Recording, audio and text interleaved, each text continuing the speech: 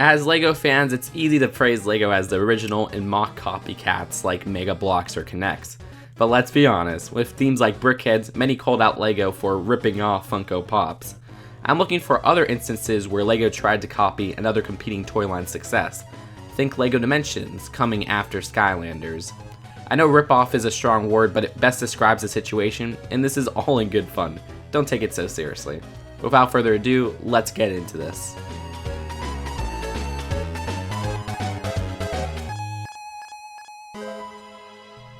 In 1998, LEGO released a theme with an entirely new system of parts, Znap. From this little polybag I own, you can clearly see these were a ripoff of K'NEX, trying to bank in on their market by copying similar beam and grip systems.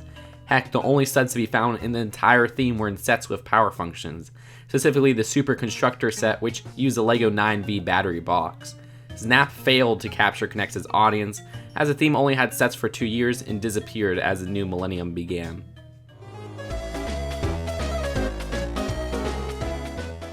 This entry is dedicated to 2 separate instances of other toy companies calling certain LEGO Star Wars lines ripoffs. Before I begin this, well, keep in mind I haven't found written fact that these are the reasons each line ended, so it could all be speculation, but this type of stuff isn't something LEGO would discuss in public either way. The first instance is with LEGO's Star Wars Mini Heroes collection. The Mini Heroes collection was a type of set introduced in 2000 for LEGO Rock Raiders, Town, Ninja, and Star Wars. Each set came with minifigures and training cards of characters. Well, rumor has it these never had a second wave because the Star Wars sets conflicted with Hasbro's exclusive license for Star Wars action figures. This is why LEGO can't sell just sets of minifigures for Star Wars. We have to get these little side builds, even in battle packs. Now, this doesn't count for promotional products, which is why they can't necessarily sell polybags with just a minifigure, they give it out as a promotion. The second instance was for the original LEGO Star Wars magnet sets, which were introduced in 2006 with minifigures that had removable parts. Nowadays, they're just glued minifigures. The reason for this change is rumored to be because Hasbro saw these as violating their exclusive Star Wars action figure license with Lucasfilm. Thus, from January 2011 and on, all LEGO magnet sets would be glued minifigures. Of course, an alternate explanation is that the LEGO Group knows minifigures sell particular expensive sets, and these were a very cheap way to get desirable minifigures, meaning ending the original magnet sets with removable minifigure pieces is a smart business decision to sell more expensive sets.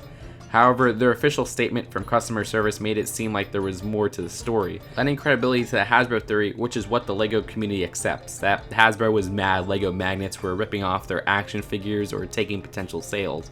We may never know which reasons are the truth for the end of both of these Star Wars sub-themes. Scala is one of the strangest cases of a LEGO theme. It's basically 2 separate themes that are vastly different from one another and from traditional LEGO toys in general. The original Scala ran from 1979 to 1980 with buildable jewelry accessories. These are very similar to the LEGO Friends ring sets from this year. See the similarity? But the real ripoff was the rebooted Scala, which ran from 1997 to 2001. Similar to LEGO Belleville, this was a doll-driven theme, but in my opinion, Scala was much more of a ripoff of dolls like Barbie. The Scala were much bigger in scale, with combable hair, clearly trying to emulate the success of Barbie. The focus was less on the builds, with most sets being just the dolls and some accessories. Additionally, for some reason, the plates and bricks in the first 2 years of this rebooted theme had flower molding in it, which made it impossible for particular bricks to connect with them. And then in 1999, to its end, LEGO went back to using regular bricks in the sets. Weird.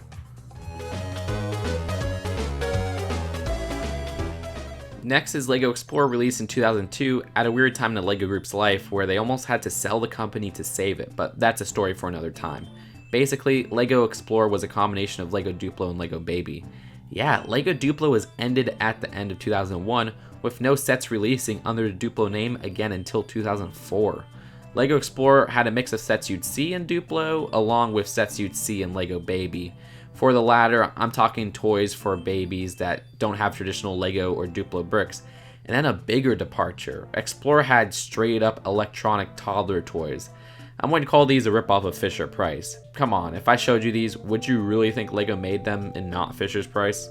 Also, another un-LEGO-like Explorer toy was the infamous Brickbuster Super Truck. Not only did it have a funny name, but it's one of the few LEGO sets that were actually recalled. LEGO Explore quickly proved to be a failure, and LEGO went back to Duplo and Baby as separate themes in 2004.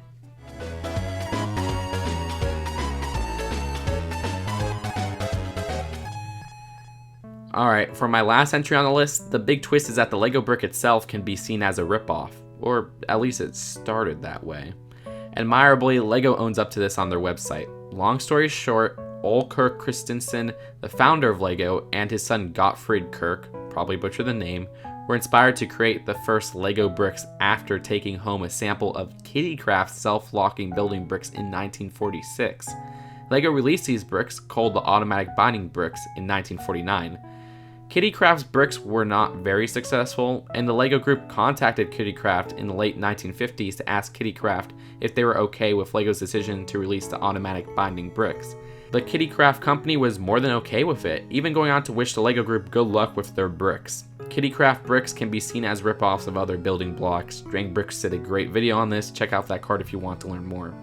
Either way, these automatic binding bricks by LEGO aren't the LEGO bricks we know today. Ever wonder why the LEGO group celebrates the year 1958 as a major anniversary for the company? The aforementioned automatic binding bricks released by LEGO in 1949 lacked tubes at the bottom, but in 1958, LEGO patented and released the current version with the stud and tube system. That's what made LEGO bricks more unique than any of the similar building block toys. The LEGO Group's patent for this unique tube system with toy bricks unfortunately expired in 1978, allowing companies like Mega Bloks to step in and rip off LEGO bricks for their own toys. And that's it. I hope you guys learned some unconventional LEGO history today. This video could not be possible without my Patreon supporters, shown on screen right now, as well as loyal viewers like you guys. Speaking of which, I want to hear what you think. Are there any more instances of LEGO being the ripoff toy? Comment below for that. If you're craving some weird LEGO information, check out my video on LEGO minifigure pieces that LEGO will never use again, shown on the left, and subscribe to be the first to see some upcoming LEGO lists. Either way, that's it for now. I'll see you guys later. Peace out. Bye.